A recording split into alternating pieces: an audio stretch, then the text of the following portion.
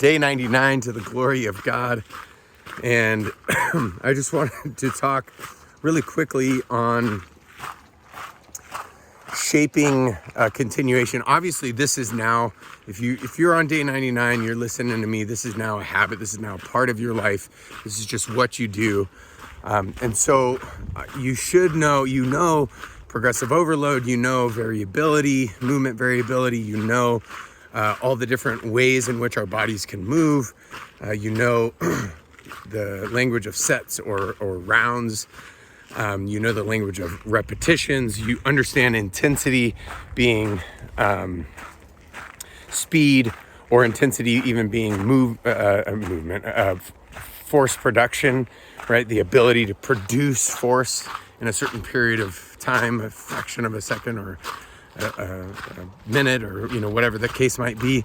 You understand volume, so the whole sum total of all of the weight you have moved or all of the force you have produced over a particular workout.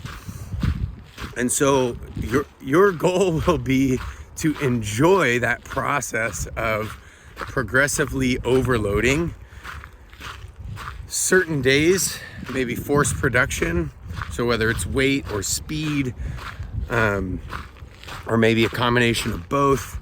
Other days, volume and endurance, the ability to endure more reps and more sets, and even more weight. We could do that as well. More time. And then, and so each day can kind of come with its own focus. And that's what if you've noticed now, the 6 days, that's what I have tried to create. So day 1 was locomotion. So I'm usually doing some sort of running, but you could also do cycling or swimming, right? And it's how high of intensity, how much force production can I create in the shortest period of time?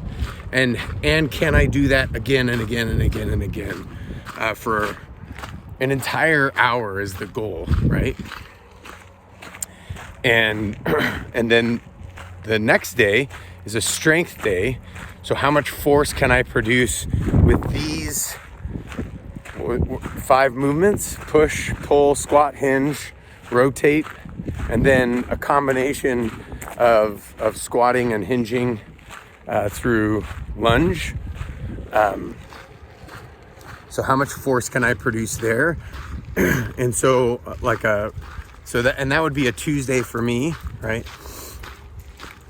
And so that Tuesday, I'm looking at generating force, but in a way that is fairly moderate, right?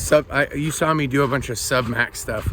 Now, generally speaking, that Tuesday, I would actually be doing, and this isn't the way I showed it because we didn't get to this piece in the progression yet. But generally, I'm going to be doing 5 reps or less, and I'm going to be trying to go as heavy as possible. And I typically would do like a 5 sets of 5 for each of those things. Oh, and my dog is chasing white-tailed deer. Susie, hey. Well, that's cool for her. There you go, girl. So like a 5 sets of 5. And so it's a max output day, but not a single rep. Single rep, one rep max, high risk for injuries, things like that. So 5 sets of 5 is a great way to kind of have that same sprint-like approach. So it's a sprint day, and then it's a 5 sets of 5 day for my movement, my strength. And then Wednesday, I'm doing my mid-distance work, 30 seconds on, 30 seconds off, 30 seconds on, 1 minute off, something like that. 1 minute on, 1 minute off, or 1 minute on, 2 minutes of rest, right? And I'm doing that I'm trying to build up to a full hour. And then my strength work the next day, right? So that would be a Wednesday. So then my Thursday my strength work is going to be more like something that mimics that, or like a mid strength, a moderate strength. And so instead of a sub max, just barely sub max 5 sets of 5, where I'm really trying to push as much load as possible, create as much force as possible, I'm actually trying to extend the amount of time I can create force. And so I'm reducing the reps. So this is like the perfect, you could do the 3 sets of 10, 4 sets of 10, 5 sets of 10, right? 3 sets of 10 is great because 10 reps takes a while. We can get up to a pretty significant load during that time. And I'm doing that with, let's say bench, or I'm doing explosive push-ups for 10 reps, right? And then I rest, and then I do another round of explosive push-ups for 10, and another round, or I can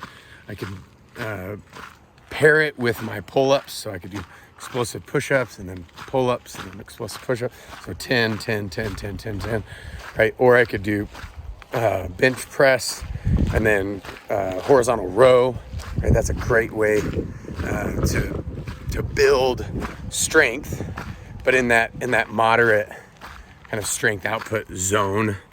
Not as much strength endurance, but starting to kind of get towards that strength endurance. And then the next day I'm doing my long distance work. And let's see here. It's a little foggy. See me? Oh, that's crazy. It's just the weather. Wow. Very, very rainy, foggy, cold. Love it. It's beautiful. Then my long distance work, and I'm just trying to go as far as I can in that hour period of time, or if I haven't worked up to an hour yet, that 30 minutes, or maybe I don't have that time that day. And so I'm going to do 20 minutes, and I'm going to go as far as I can in 20 minutes with a run. Right. And then the next day, Saturday, then I'm doing strength work again, but this time my strength work, I tend to do calisthenics, so a lot of body weight in this, and I'm doing 20 to 25 reps of everything, right? Or I do a lot lighter weight, and I'm doing more repetition, right? And so this way I'm conditioning my body to be able to do basically anything. It's the whole jack of all trades, master of none. Jack of all skills, jack of all abilities and outputs, master of none. So I don't necessarily need to master long distance marathon work, but I can go for an hour.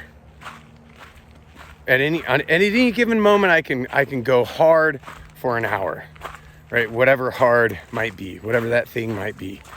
At any given moment, I can generate explosive power. I can move something really heavy.